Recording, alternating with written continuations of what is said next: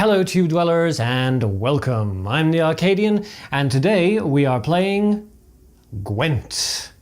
Today's deck is a hybrid control variant based around using the NILFGAARD cards and all their little tricksy traps and things that they have access to.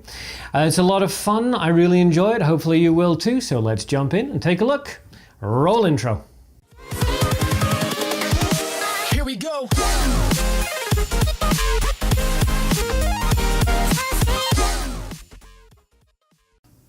I've called the deck Alchemical Truth because a core part of it is the three Alchemists and their synergy with all the lovely little reveal cards that NILFGAARD gets a hold of. So we're running John Calvate. He's fantastic for his card draw ability and he synergizes wonderfully with the Imperial Golem. Drop him on your first turn of the first round and you can get 24, 25 power out onto the board if you're even slightly lucky. Next up we have the Dairland Foot Soldiers, reveal units with good card draw, and the Nausicaa Standard Bearers who can buff revealed units and are excellent for dealing with weather effects, very, very handy. Next we have the Nilfgaardian Knight, very good power value, nice armor, and again his ability synchronizes as well with revealing units. And Peter Sar Gwynlev to deal with those nasty little buffing guys you may come across in the Northern Realms and such like. Very useful as well for particular monster decks you may go up against. The Guardian is another very good one, excellent power value, wonderful ability, drop him round 1 or 2 and it can screw up your opponent's card draw in subsequent rounds quite easily. And even if he's still in your hand on round 3, 10 power is nothing to sneeze at. Next up we have a Yennefer, very useful for a round 1 drop because that's generally the round that lasts the longest and allows her damage to rack up the most. Then we have Kahir to once again activate John Calvate's card draw ability, very handy. And Ciri because she's just phenomenal for a round 2 drop. If you win round 1, drop her on round 2 in order to provide some pressure to your opponent, force them to drop some cards, and then you can forfeit the round if you want and she'll pop right back into your hand, giving you a card that you can easily mulligan or even keep. 5 power is not bad, certainly. Then we have the Vicovaro Medic for stealing nasty little bronze creatures out of your opponent's deck, graveyard rather, and the 3 Alchemists who are quite core to the whole deck experience. Next up we have Orcs, phenomenal card from Nilfgaard because of his ability to lock 2 units and then damage them, but it's the lock that really makes him worthwhile using. Love Orcs, love that guy. And then the Fire Scorpion Machine because it has 2 separate damage dealing abilities which are very nice. You can get potential 6 damage off this guy, which turns the Fire Scorpion into an effective 12 power unit when you take into account the differential. Then we have Vanamar because he can both spawn weather and clear it, as well as just deal some Stammelford's Tremors. Excellent, excellent card for dealing damage to your opponent or preventing damage to come out onto yourself. Asir Var Anahid for manipulating graveyards, very handy against particular monster decks, and can also be quite useful for you if you want to get a particular card back into your hand and have a shot at drawing it in subsequent rounds. Then we have Cantarella, very useful ability, allows you to manipulate your own deck. And Letho of Goulet, who is one of my favorite Nilfgaardian characters. Wonderful card both on offense and defense. Drop it on your opponent's side of the field to deal with any sort of recurring ability cards that you don't want to have to deal with, or drop it on your side of the field to consume some bronze and silvers and get yourself a super powered gold card that is of course immune to Scorch. Very, very handy.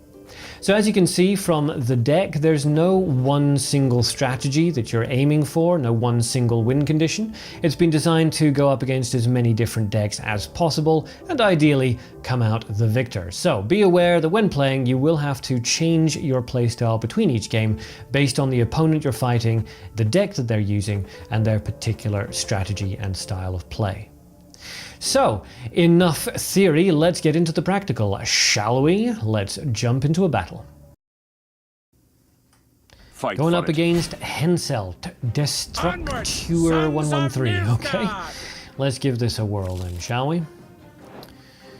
Alright, we'll switch out the Golem obviously because he's going to get played as soon as we use Calvate. We can get rid of one of those Alchemists, we don't need 3, we don't have enough reveal units.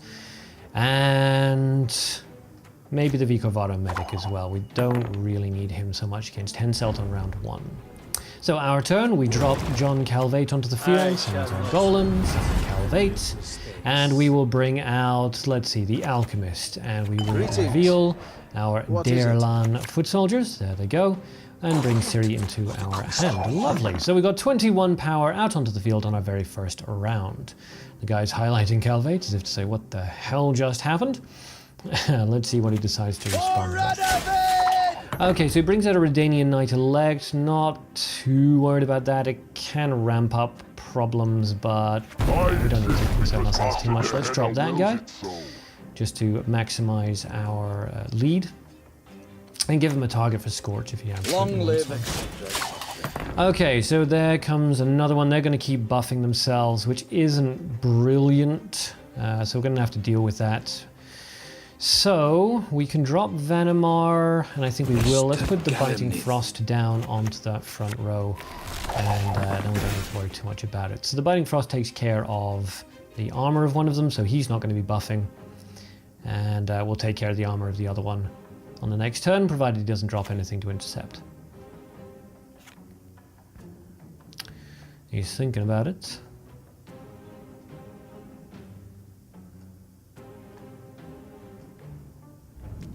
And he's decided to pass. Okay, well that works out fine for us. We'll pass as well. And we win the round 34 to 12. I guess he didn't want to use up any more of his cards, especially with the Biting Frost out on the field. So there's the two golems gone up into his hand, and we get Yennefer. Okay. Okay, do we want a mulligan? Any of this? We can get rid of one of those alchemists. We don't have too many on-reveal cards left, only really the one of them. Let's drop Yennefer onto the field, just to weaken him as much as possible, force him to play as many cards as he can in order to just maintain a lead. So he either plays a normal card now and takes a hit, or we're forcing him to play a card. He's just going to take a normal card.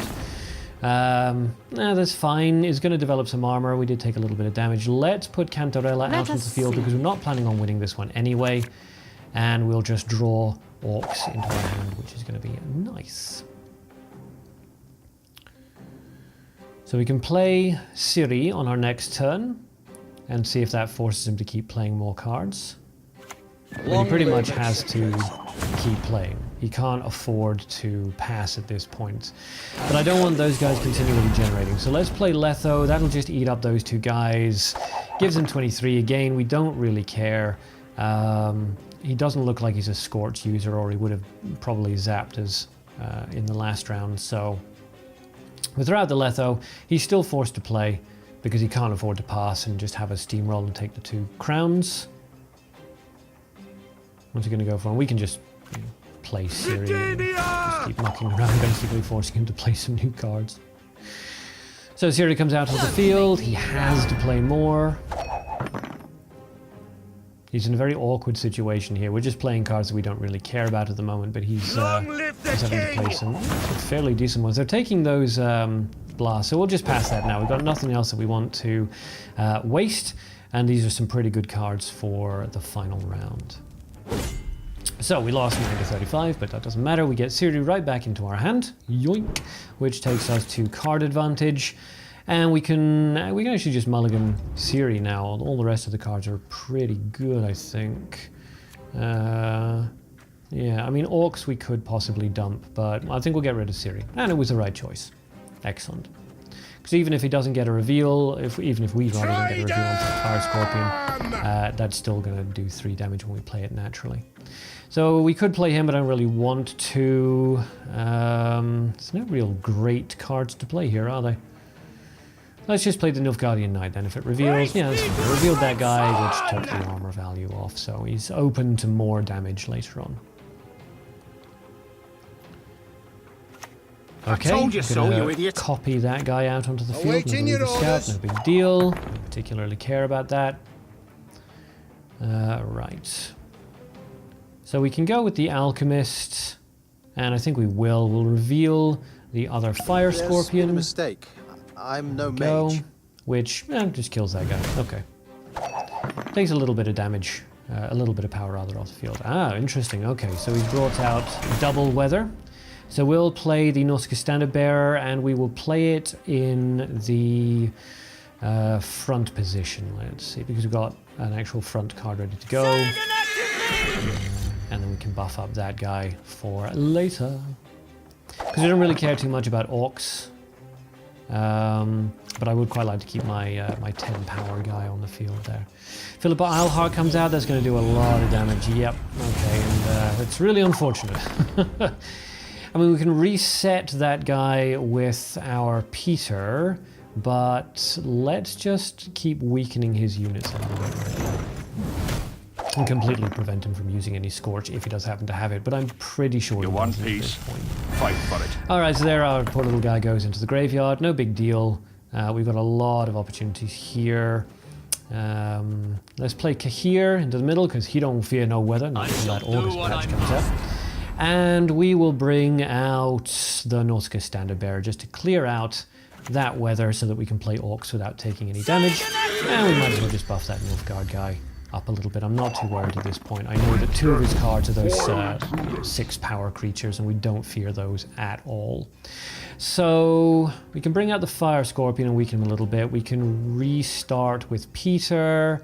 No point in Orcs. Let's play this guy though. Let's play that, zap him down a little bit, and see what he does. He does nothing. He forfeits. Okay, excellent. Well done. So that all went absolutely according to plan. And I love it when a plan comes together. So victory to us, and a good game to our opponent. And it doesn't look like we're getting one back. Oh well. And that was the Nilfgaard Hybrid Control Deck. As always, thanks so much for watching this video, and please feel free to smash those like and subscribe buttons down below, and I will see you guys in the next episode. Now, where's my waitress?